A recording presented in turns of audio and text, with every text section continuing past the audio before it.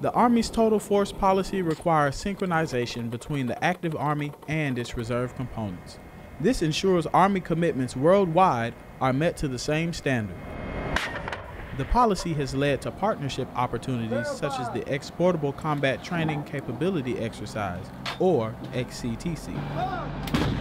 The mission for the XCTC program is to provide a world-class training event for brigade combat teams focused at the platoon level to maintain that proficiency and that warfighting capability. And the real value is you can't get this type of training without having the augmentation of an XCTC or one of the training centers, NTC or JRTC. The XCTC brings the Mississippi National Guard's 155th Armored Brigade Combat Team, components of 2nd and 3rd Brigade, 1st Cavalry Division, 1st Army, and other support elements to Camp Shelby, Mississippi. The partnered training event builds and maintains lasting cohesion across the Army spectrum. We keep up the relationships that the National Guard and the active component had during the last 13 years of war.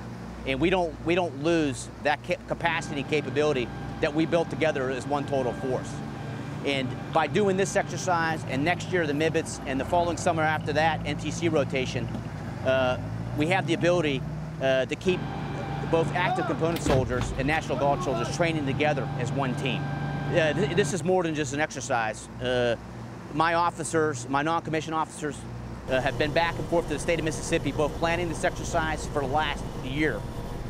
These relationships go deep. It's more than just a conference. It's numerous phone calls, it's numerous meetings, and it's the active component in the National Guard really using relationships to build a stronger exercise.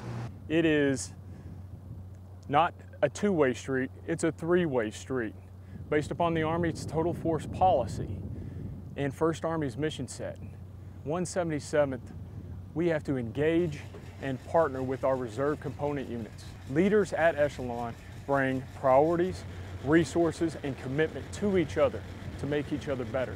We are here to assist, advise, and enable training of this reserve component unit, looking at it from those three directions. And it doesn't stop at the end of this XCTC. It began years ago, and it will continue in the future as we stay on partnership with 155 ABCT through their NTC rotation in 2017.